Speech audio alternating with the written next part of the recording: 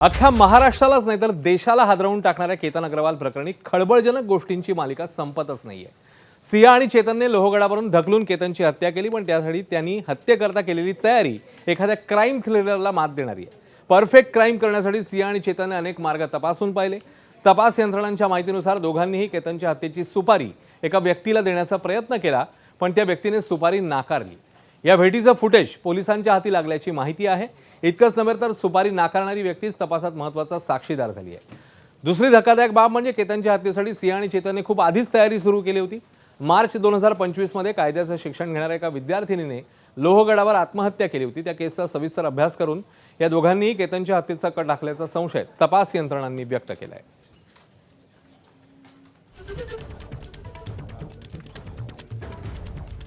तर सिया आणि चेतनच्या चौकशीतनं आणखी कोणती खळबळजनक माहिती समोर आली आहे ते बघूया।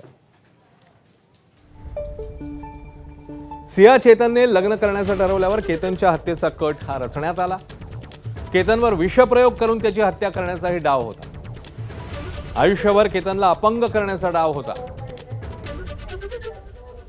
विष न मिळाल्यानं दोघांचाही डाव फसला। तर सिया चेतनने पोलीस चौकशीत वाचण्यासाठी जपानी व्हिडिओ पाहिले। चौकशीत शांत कसं राहायचं, कशी उत्तरं द्यायची याचे 2 तासांचे व्हिडिओ पाहिले। मार्च 2025 मधल्या विद्यार्थिनीच्या आत्महत्येचाही सियाकडनं अभ्यास केल्याचा संशय आहे। हत्येसाठी कॉन्ट्रॅक्ट किलरशी संपर्क झाल्याचाही तपासात दावा करण्यात आलाय। भीतीमुळे सुपारी नाकारली आणि तोच महत्त्वाचा साक्षीदार झाल्याचं पाहायला मिळतं।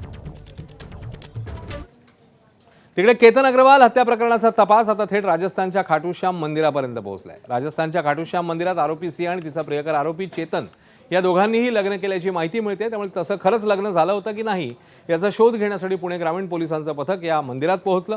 तिथलं सीसीटीव्ही फुटेज काढून खरंच असं काही घडलेलं का याचा तपास केला जातोय। डिसेंबरमध्ये दोघंही मित्रमैत्रिणींसह राजस्थानमध्ये सहलीला गेले होते, तेव्हाच या दोघांनी लग्न केल्याचा संशय आहे। दोघांच्या मोबाईलमधील चॅट पोलिसांनी तपासले असता दोघे एकमेकांशी पती पत्नी असल्याप्रमाणे बोलत होते। त्यामुळे खरंच या दोघांचं लग्न झालं होतं का हा तपास केला जातोय।